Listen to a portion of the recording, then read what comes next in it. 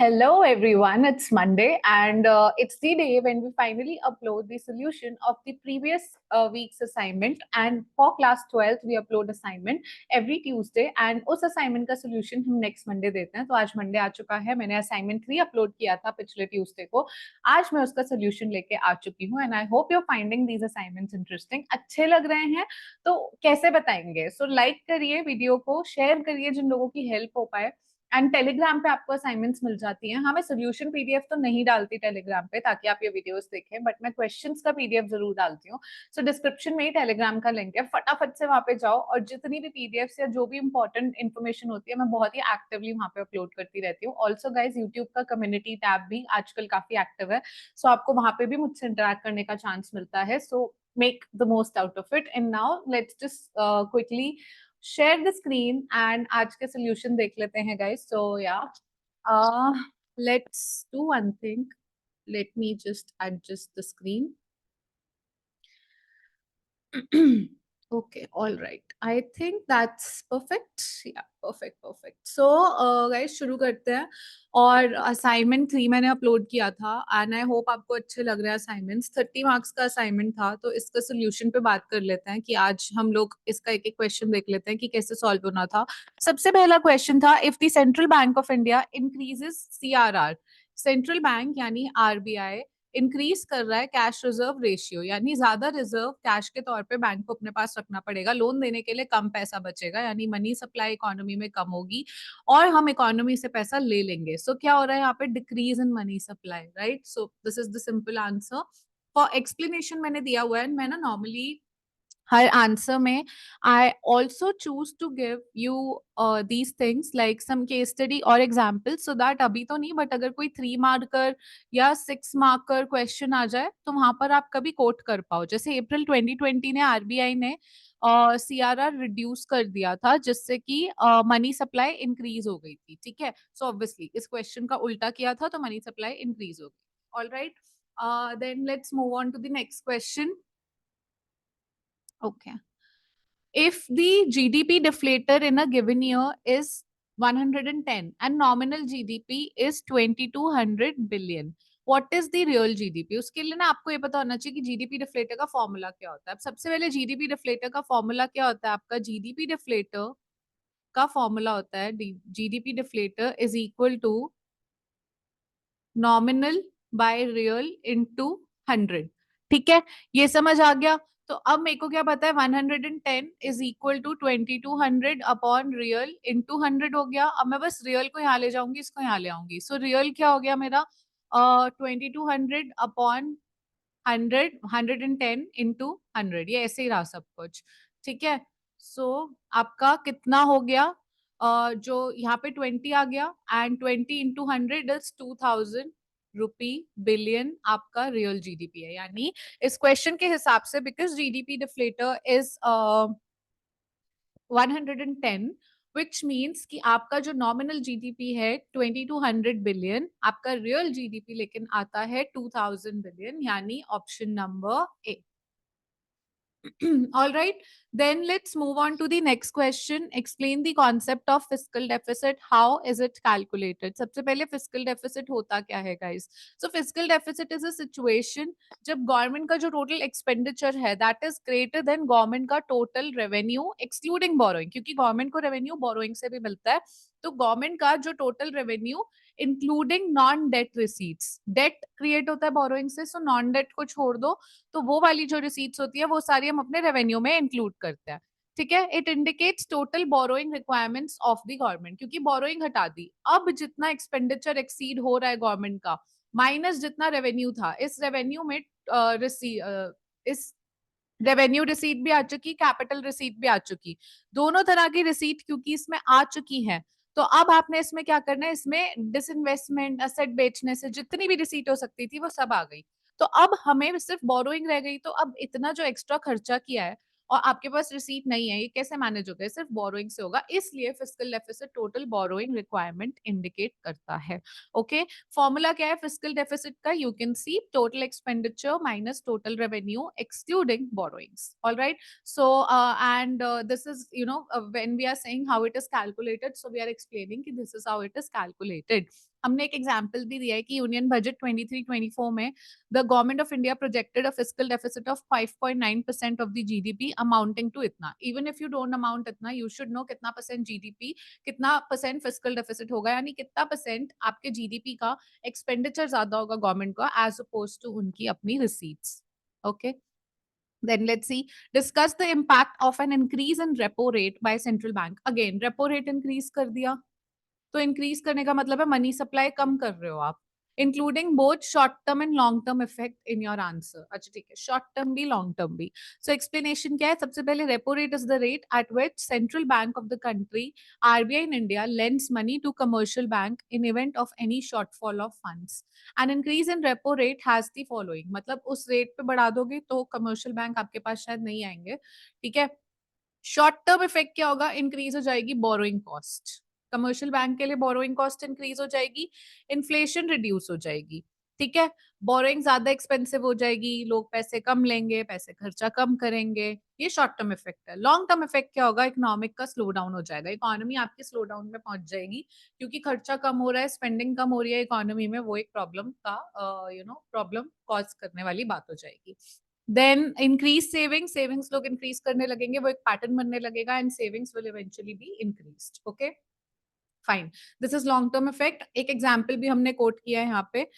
You can read, in 2018 the RBI raised repo rate from 6.25% to 6.5% to combat rising inflation. This led to a higher loan interest, slowing down borrowing and spending. These are the short term impacts. Long term में यही होगा कि आपके ये दोनों reason होंगे. So you should know these points, long term and short term. All right. Case study है एक बैलेंस ऑफ पेमेंट सिनेरियो की. I hope you would have read this case study, मैंने दी थी. क्वेश्चन पे आ जाते हैं हम सीधा. पहला क्वेश्चन था इसका, identify and explain main component of India's balance of payment as highlighted in the case study. So main components क्या क्या हाईलाइट करे हुए हैं? करंट अकाउंट हाईलाइट किया है, export and import of goods services, ठीक है, remittances. Then financial account highlight किया है, जहाँ पे foreign direct investment and portfolio investment and reserve management करा हुआ है. ठीक है, फॉरेक्स आपका and forex reserves. Then आपको second part में बोला है, discuss the causes of the current account deficit in India during financial year 22-23 as described in the case study. 2 marks का question है. So क्या था current account deficit, क्यों shortfall में था आपका?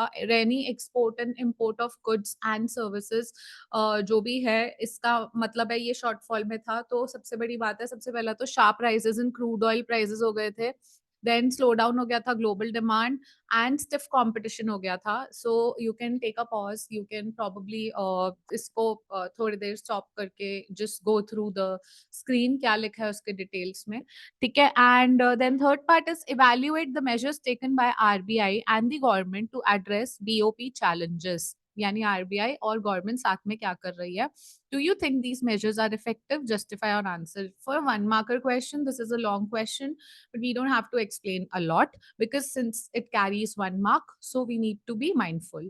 Then explanation में क्या है? Measures taken by RBI and the government includes using foreign exchange reserve. So वो कह रहे हैं foreign exchange reserve use कर लो, boost कर दो exports को, एंड रिड्यूस कर दो नॉन एसेंशियल इम्पोर्ट्स, जो कि बहुत ज्यादा एसेंशियल नहीं है, फालतू में मैनेज हो सकता है अपनी कंट्री से, उसको प्लीज रिड्यूस कर दो. And attracting stable capital flows. Okay, effectiveness, these measures are generally effective in short term to stabilize the economy and manage BOP challenges.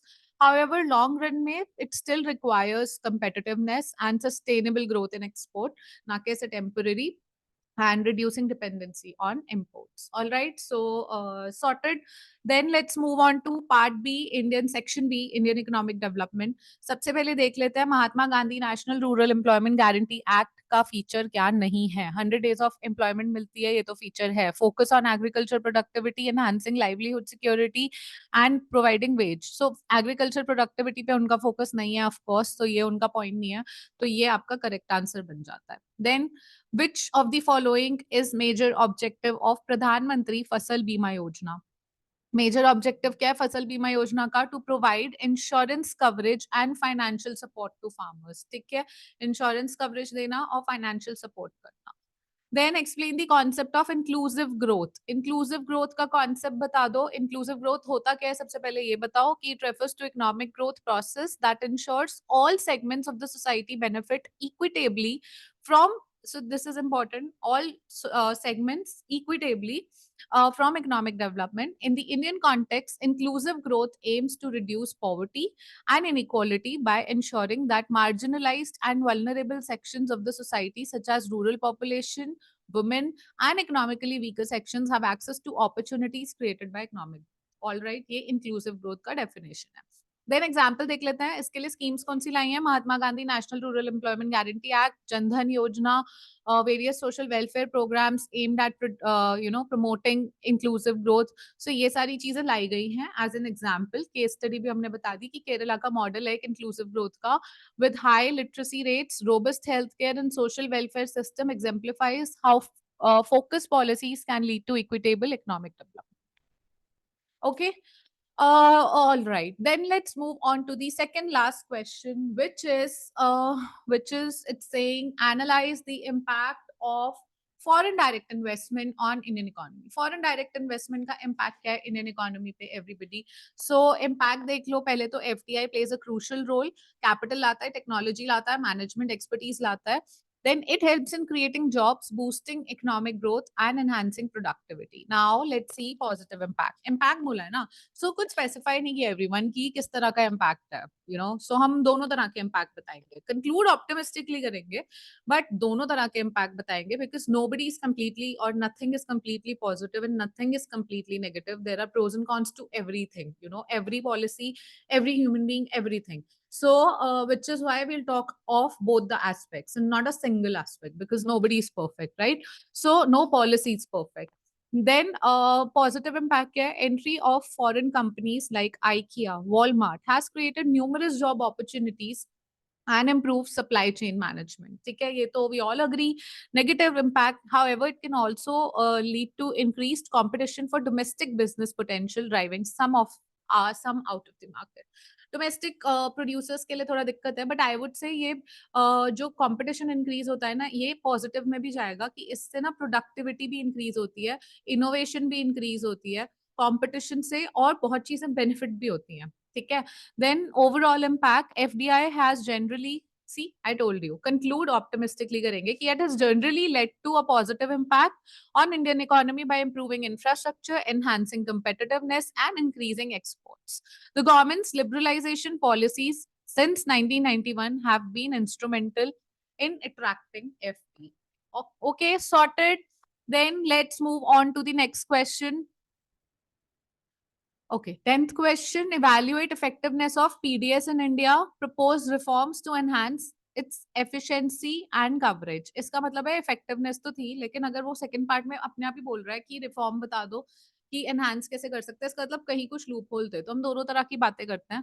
सबसे पहले PDS क्या है? PDS एम करता है to distribute foods and grains to and other essential commodities to poor at subsidized rates. ठीक है, आप case study लिया हमने तमिलनाडु का, बताया कि तमिलनाडु का पीडीएस ना ऑफन साइट किया जाता है as a model for its efficient distribution and minimal leakage. यही इफेक्टिव बनाता है किसी भी पॉलिसी को, minimal leakage. However, in many other states, the PDS suffers from issues like corruption, leakage, mismanagement, leading to ineffective delivery. So हमें ये याद रखना है, तमिल अगर पीडीएस पे क्वेश्चन आए तो तमिलनाडु का जो पीडीएस मॉडल है उसको काफी इफेक्टिव माना जाता है. ठीक है. पार्ट बी, रिफॉर्म्स क्या हो सकते हैं? डिजिटाइजेशन जो हो भी रही है, डायरेक्ट बेनिफिट ट्रांसफर जो अगेन हो रहा है, जनधन योजना जो अकाउंट्स बन रहे हैं सबके, उससे डायरेक्ट बेनिफिट ट्रांसफर हो रहा है, डिजिटाइजेशन का भी ये पार्ट है. इम्प्रूव्ड इंफ्रास्ट्रक्चर आ रहा है, ट्रांसपोर्टेशन इंफ्रास्ट्रक्चर अच्छा हो रहा है, स्टोरेज अच्छा हो रहा है कि पेरिशेबल कमोडिटीज एकदम खराब ना, उनका स्टोरेज हो पाए, ट्रांसपोर्टेशन हो पाए, एंड कम्युनिटी पार्टिसिपेशन चल रहा है, यानी इन्वॉल्वमेंट हो रहा है लोगों का to ensure transparency and accountability. Example है इसका Aadhaar link PDS in states like Andhra Pradesh and Chhattisgarh has shown promising results by reducing duplication. यानी लोग बार बार नहीं आ रहे, एक ही जने को बार बार बेनिफिट नहीं मिल रहा, और ऐसा नहीं है कि जो एक्चुअल ऑडियंस से जो बेनिफिट डिजर्व करता है वो कहीं पीछे छूट गए. ठीक है. So it is ensured that benefit reaches all. With this we have finished the solutions of assignment 3, and I'll see you tomorrow with assignment 4. And please, as I always say, अच्छा लग रहा है उसको भी बताने का तरीका होता है। कुछ अच्छा लग रहा है, कुछ बुरा लग रहा है, उसको मन में रखोगे तब तक तो सामने वाले को नहीं पता लगना ना कि क्या बात है। So communication is always the key, but if we cannot talk directly, there's always a way. You can write it down to me. I mean, you can write it to me through email, through community tab में मेरे किसी post पे comment कर दो, Telegram link मैंने description में दिया है, वहां आ जाओ, वीडियो को लाइक कर दो, वीडियो को डिसलाइक कर दो, जो भी करोगे उससे मुझे पता चलेगा क्या अच्छा लग रहा है क्या नहीं लग रहा, so that I can always improvise and provide you what you want. Otherwise what will happen, as a teacher I will keep providing you the content which I think is best for you, but you maybe your needs are different than what I am thinking is the best for you. So इसीलिए मैं teacher हूँ, इसका मतलब ये नहीं कि मैं सही ही हूँ। So it would be great अगर आपका कोई नीड है, आप मुझे डायरेक्टली कम्युनिकेट करिए एंड बताइए कि आपको मुझसे ये रिक्वायरमेंट है, सो that I can then weigh the pros and cons and think of helping you in a better way. And already सब पसंद आ रहा है तो बहुत ही अच्छी बात है। Please keep liking the videos and showing your love as you're already doing. Thank you so much everybody. I'll see you tomorrow. Till then, take care and bye bye.